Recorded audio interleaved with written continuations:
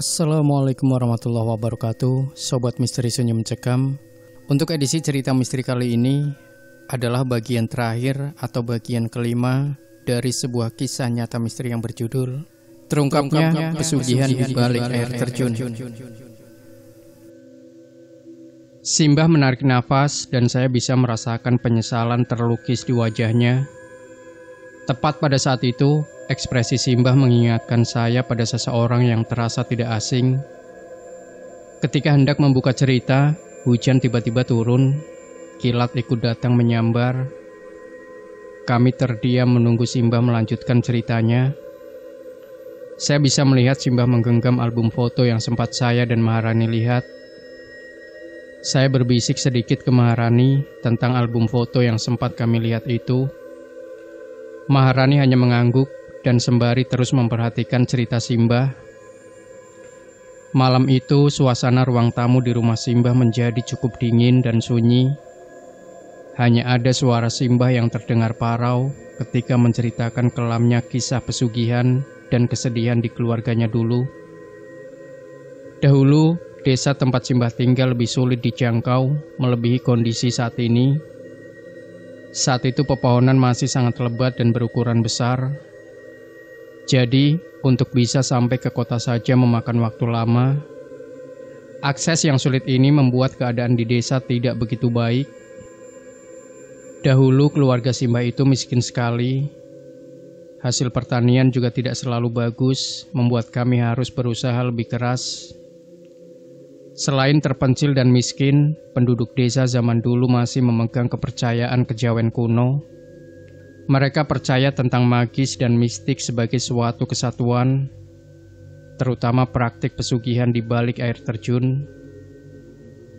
Ya, mereka melakukan praktik pesugihan dan penyembahan pada tempat-tempat yang dianggap sakral, salah satunya air terjun. Konon katanya, air terjun itu adalah gerbang antara dua dunia. Simbah menceritakan celah di belakang air terjun itu adalah objek tempat pesugihan penduduk desa zaman dahulu. Kami sempat tegang juga mendengar kisah tersebut. Apalagi ternyata dulu orang-orang yang melakukan pesugihan itu rela menumbalkan anak-anak untuk mendapatkan kemakmuran instan. Sadis, tapi itu nyata adanya. Lanjut cerita Simbah. Beliau mulai masuk ke cerita tentang saudara-saudaranya yang berjumlah 7. Kami semua kaget lagi karena selama ini kami hanya tahu kalau Simbah itu 6 bersaudara. Sebelum lanjut bercerita, Simbah sempat menegaskan bahwa semua hal yang kita lakukan pasti ada konsekuensinya. Selesai berpesan, penyesalan dan kesedihan yang Simbah rasakan terpampang di wajahnya. Well, ternyata anak bungsu dari keluarga Simbah, si paling kecil yang tak pernah kami kenal, adalah salah satu tumbal pesugihan penduduk desa. Beliau memperlihatkan sosok adik perempuannya di salah satu foto. Namanya Ayu. Ketika saya memperhatikan dengan seksama, sosok itulah yang saya temui di air terjun. Mulut ini ingin sekali berucap bahwa saya bertemu dengan beliau di air terjun. Tapi saya mengurungkan niat tersebut. Takutnya malah membuat Simbah semakin sedih. Keluarga Simbah amat sangat terpukul saat adiknya menjadi tumbal pesugihan pada saat itu. Simbah sungguh menyesal karena tidak bisa berbuat sesuatu. Paruh akhir ritual pesugihan di balik air terjun itu membutuhkan tumbal yang lahir Senin Kliwon dan pastinya menyandang status bertulang wangi. Selain katanya disukai oleh makhluk halus, mereka yang bertulang wangi punya ketajaman indera. Mereka yang dikorbankan juga harus sudah akil balik. Tumbal tersebut sifatnya wajib jika desa ini tidak ingin kena sial.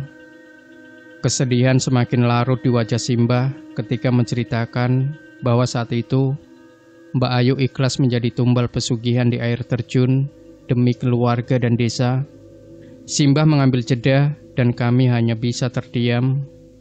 Sementara itu yang saya rekam dengan baik adalah Mbak Ayu ternyata seperti saya. Dia anak bertulang wangi. Jadi ketika sudah matang, dia tidak hanya bisa merasakan, tapi melihat dan berkomunikasi dengan makhluk halus sampai bangsa jin. Dulu anak dari Busar juga menjadi tumbal pesugihan air terjun. Hal itu membuat dirinya memilih menjauh dari desa. Simbah melanjutkan kembali ceritanya. Jadi itu alasan Busar tinggal agak jauh dari desa. Ada trauma mendalam sekaligus kebencian kepada warga desa. Ya, untungnya saat ini tumbal pesugihan untuk air terjun sudah ditinggalkan oleh penduduk desa. Sekarang yang tinggal adalah petuah bijak untuk selalu hormat dan santun di mana saja penduduk desa melangkah. Namun, kenapa saya masih merasa janggal dengan air terjun itu? Entahlah. Nduk, dari sekian banyak orang, kamu anak yang spesial. Kedatanganmu kemari juga sempat menjadi perbincangan tetua di desa, kata Pak D. Pak D menjelaskan bahwa keberadaan saya ini, ditambah kejadian-kejadian yang saya alami, membuat penduduk desa, apalagi yang masih paham dan menganut kejawen menjadi was-was. Mereka khawatir saya mengalami kejadian yang sudah lama sekali tidak mereka alami. Ya, terlambat sih. Saya sudah kadang mengalaminya. Simbah mengusap kepala saya dan berpesan untuk selalu meminta perlindungan Allah di mana saja saya berada. Apalagi saya masih sering dan entah kenapa suka datang ke daerah-daerah yang dikeramatkan oleh penduduk setempat. Saya merinding mendengar pesan Simbah itu. Mumpung sudah bisa berbicara, saya bertanya kepada Simbah mengenai kejadian di air terjun terkait pesugihan dan Mbak Ayu. Simbah diam beberapa saat. Mungkin beliau sedang menyusun jawaban yang paling mudah untuk diterima akal sehat. Namun, diamnya Simbah itu malah membuat saya agak gelisah. Jujur, saya ingin mendengar semuanya. Khususnya alasan kenapa saya selalu seperti ini. Simbah menjawab dengan tempo bicara semakin lambat. Beliau tampak hati-hati sekali. Intinya, Simbah menjawab bahwa dirinya tidak terlalu mengerti. Menurut Simbah, saya mengalami astral projection. Konon, roh saya meninggalkan tubuh untuk mengalami sebuah pengalaman yang masih sulit untuk diukur, yaitu menyaksikan proses pengorbanan tumbal pesugihan di air terjun. Saya agak sulit menerima penjelasan sesingkat itu. Apakah hanya mimpi belaka? Meskipun pada dasarnya, saya percaya dunia gaib atau dimensi berbeda itu nyata. Semua hal itu sudah menjadi kuasa Tuhan. Setelah Simbah Putri selesai bercerita, hari sudah larut. Oleh sebab itu, Simbah menyuruh semua anggota keluarga kembali ke kamar untuk istirahat. Semua manut dengan perintah Simbah. Namun, saya masih enggan untuk beranjak. Saya masih ingin mengobrol dengan Simbah yang masih ingin menghabiskan kopi hitam kesukaannya. Simbah mengizinkan saya menemaninya sebentar. Mbah, aku ketemu sama Mbak Ayu di air terjun. Saya memulai obrolan berdua. Iya, Nduk, Simbah sudah tahu. Mungkin yang kamu lihat itu sukmanya di Ayu. Iya, dia juga memperingati saya untuk cepat pergi dari acara pesugihan di air terjun itu. Simbah hanya tersenyum dan kembali mengelus album foto yang dia pegang. Mungkin dia rindu dengan Mbak Ayu. Kami tidak banyak berbicara malam itu. Simbah sibuk menerawang, memandang ke sekeliling ruangan, sambil sesekali menyeruput kopi hitamnya yang mulai dingin. Selesai dengan kopi hitam itu, Simbah meminta saya untuk kembali ke kamar. Besok rombongan akan pulang. Namun sebetulnya saya belum puas mendapatkan jawaban. Maka saya sempatkan untuk bertanya perihal kejadian-kejadian sebelumnya, khususnya tentang pesugihan air terjun, Alas Purwo dan Gunung Pulosari. Ada apa dengan semua ini? Tapi lagi-lagi Simbah hanya tersenyum dan mengatakan, mungkin itu memang sudah takdir Allah memperlihatkan saya akan kuasanya. Setelah itu Simbah berpesan kepada saya untuk jangan meninggalkan sholat, khususnya meminta perlindungan Allah di mana saja saya berada. Saya hanya mengangguk dan izin undur diri untuk beristirahat. Hujan berhenti menjelang subuh, membuat pagi itu diselimuti kabut tipis. Hawa dingin membuat saya bersin-bersin. Sedari pagi, Pak D dan Uncle Jack sudah sibuk membereskan koper dan tas. Ibu dan lainnya termasuk saya berpamitan dengan Simbah. Sekitar pukul 7 pagi, kami meninggalkan rumah Simbah. Hawa dingin ini mengingatkan saya kepada dinginnya pesugihan di air terjun, seram. Sekali lagi kami menempuh perjalanan yang panjang dan membosankan. Apalagi agak berdesakan di dalam mobil. Maka saya buka jendela mobil untuk mencari udara segar. Hei, lagi-lagi saya melihat sosok anak kecil waktu itu. Dia melihat saya dan lagi-lagi menunjuk ke arah air terjun itu lagi. Dia seperti mengajak saya ke sana. Setelah itu tiba-tiba saja dia berlari ke dalam hutan. Saya memperhatikan anak itu hilang dan suara tawanya seperti terngiang-ngiang di telinga saya. Untuk sesaat pikiran saya kosong. Untung saja Maharani menepuk pundak saya. Dia mengingatkan saya untuk jangan bengong. Siapakah dia? Apakah anak kecil adalah anak dari Busar yang dulu menjadi tumbal pesugihan di air terjun? Saya merasa dia ingin didoakan, namun perasaan saya langsung tak karuan. Benar saja, tidak lama setelah anak kecil itu menghilang, ban mobil Pak D bocor. Posisi di jalur hutan dan tidak mungkin ada tukang tambal ban. Maka Pak D dan Uncle Jack bergegas turun untuk mengganti ban. Semua anggota perjalanan turun untuk membantu supaya cepat selesai. Mengganti ban bisa selesai dengan cepat, namun belum juga jalan lama. Kali ini mobil Pak D mogok. Saya dan ibu sudah pusing menghadapi situasi ini. Kayak berpikir, aduh mau pulang saja ada masalah. Terpaksa Pak D dan Uncle Jack harus memperbaiki mobil dulu dengan peralatan seadanya. Proses memperbaiki mobil berjalan sangat lama. Sejak pagi sampai hampir pukul 4 sore, baru kami bisa melanjutkan perjalanan menuju kota. Sayang, kami tidak bisa agak bergegas, mengingat jalanan yang kecil dan licin. Sampai maghrib datang, kami masih berada di jalur hutan. Gelap dan cahaya lampu dari mobil Pak D menjadi satu-satunya penerangan. Gelap dan dingin. Lagi-lagi prosesi penumbalan di pesugihan air terjun itu terbayang seperti hologram yang diputar kembali. Lantaran di dalam mobil tidak ada obrolan, saya sampai tidur, terbangun dan tidur lagi. Tapi kami masih di situasi dan lokasi yang sama. Pak D mencoba untuk mencairkan suasana agar tidak terlalu tegang. Mata saya sedikit terkantuk-kantuk, dan tiba-tiba saja, bruk! Mobil Pak D menabrak sesuatu. Tabrakan itu membuat beberapa dari kami yang tertidur langsung bangun, termasuk saya. Kata ibu, Pak D menabrak hewan liar, sepertinya kelinci hutan. Darah kelinci terciprat ke bemper mobil. Lantaran terburu-buru, Pak D menguburkan kelinci itu seadanya dan melanjutkan perjalanan lagi. 1 jam berlalu, lalu 2 jam, kami tidak kunjung keluar dari hutan.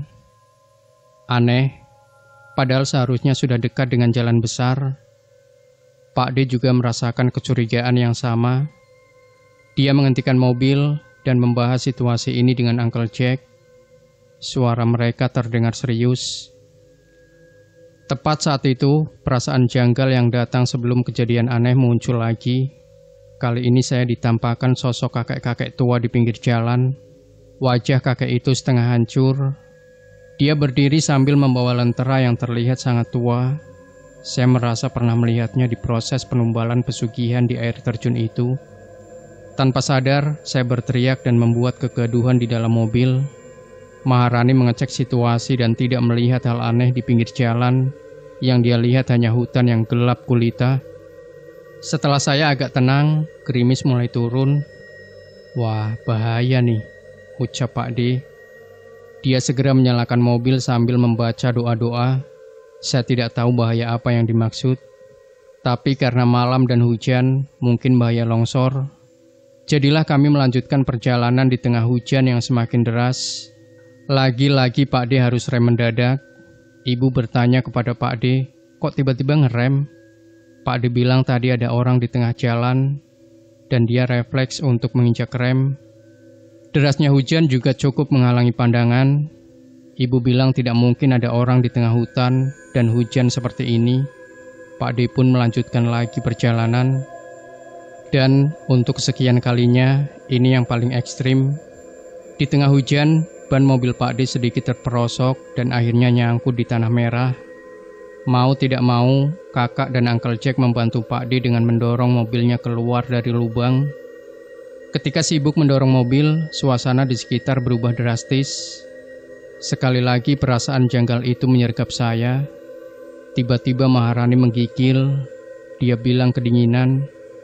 Mukanya pucat dan tubuhnya gemetar hebat. Singkat cerita, Maharani kesurupan. Situasi semakin parah karena kami sudah bingung harus bagaimana. Pak D sudah berusaha untuk merapal doa-doa dan kami juga turut membantu doa. Tapi Maharani tidak kunjung sembuh. Uncle Jack juga tiba-tiba panik. Alhasil, kami tetap melanjutkan perjalanan dengan kondisi Maharani yang seperti itu. Saya sudah merasa bahwa hutan dan air terjun itu enggan melepaskan kami. Pesugihan itu masih meninggalkan jejaknya. Sekitar pukul 11 malam, kami berhasil keluar dari hutan. Hujan masih saja belum reda dan kondisi Maharani semakin mengkhawatirkan. Pak D bergegas menuju rumah sakit terdekat. Tapi tetap saja kami harus menempuh jarak 1 atau 2 jam untuk sampai ke sana. Ketika sampai di rumah sakit, dokter mengatakan tidak ada yang salah dengan Maharani. Kena hipotermia juga tidak. Pak D yang sudah putus asa menelpon temannya yang tinggal tak jauh dari rumah sakit. Teman Pak D ini masih satu desa dengan Simbah. Tak sampai 45 menit, teman Pak D sudah sampai. Begitu bertatap muka dengan Maharani, teman Pak D langsung mengucap istighfar. Kami kompak mengambil wudhu lalu ikut berdoa. Tapi entah kenapa, ketika kami berdoa, Maharani malah tertawa sinis seakan mengejek doa-doa kami. Setelah itu teman Pak D bertindak dengan menepuk tengkuk Maharani sebanyak 3 kali. Di tepukan ketiga Maharani muntah. Selesai muntah dan mengerang, Maharani sempat mengucap, "Kembalikan! Kembalikan! Awas kamu! Jangan bawa pergi!" Sambil memandang ke saya. Selepas mengucapkan kalimat ancaman itu, Maharani pingsan selama 3 hari penuh. Di hari kedua, saya minta izin pulang ke Jakarta karena harus mengejar pesawat dan juga besok sudah masuk kerja. Jadilah saya, ibu dan kakak pulang terlebih dahulu dan Uncle Jack masih menginap di rumah sakit tersebut. Beberapa hari kemudian, kami mendengar bahwa Maharani sudah sehat kembali. Menurut keterangan dari teman Pak D, rombongan kami memang disesatkan di dalam hutan. Kami seperti diusahakan untuk tidak meninggalkan hutan. Ada sesuatu yang membuat mereka ingin kami tidak bisa pulang. Katanya berhubungan dengan sebuah benda yang tidak ada lagi di air terjun. Apakah itu benda masih berkaitan dengan prosesi penumbalan praktik pesugihan di air terjun? Saya sempat bingung dengan keterangan teman Pak D. Namun saya baru sadar bahwa di air terjun itu, Mbak Ayu memasukkan sebuah benda ke dalam celana kargo yang saya kenakan. Saya merogoh salah satu kantong celana dan menemukan sebuah benda yang tidak boleh saya ceritakan di cerita ini. Mohon maaf ya. Intinya beberapa penunggu tua di hutan dan air terjun tidak ingin benda itu jatuh dari air terjun. Sementara itu, sukma dari Mbak Ayu seperti mendorong saya untuk menjauhkan benda itu dari air terjun. Beberapa hari setelahnya, saya berkunjung ke rumah Uncle Jack. Saya serahkan benda itu kepadanya karena saya tidak mengerti dan agak takut menyimpan benda yang diburu oleh penunggu hutan, pesugihan, dan air terjun. Ketika menerima benda itu di tangannya, mata Uncle Jack sedikit berkaca-kaca. Ada aura kaget dan sedih yang saya rasakan dari dirinya. Setelah itu saya merasakan emosi yang cukup kuat, entah dari mana. Setelah selesai menyerahkan benda itu dan menuju pintu keluar dari rumah Uncle Jack, saya kembali mendengar suara gamelan merdu sekali, diikuti suara bisikan yang sangat akrab. Demikian Sobat Misteri Sunyi Mencekam, akhir dari sebuah kisah nyata misteri yang berjudul Terungkapnya Pesugihan di Balik Air Terjun. Jangan lupa berikan komentar Anda, like, share video ini, subscribe channel Sunyi Mencekam, Dan nantikan kembali cerita-cerita misteri terbaru dari kami. Wassalamualaikum warahmatullahi wabarakatuh.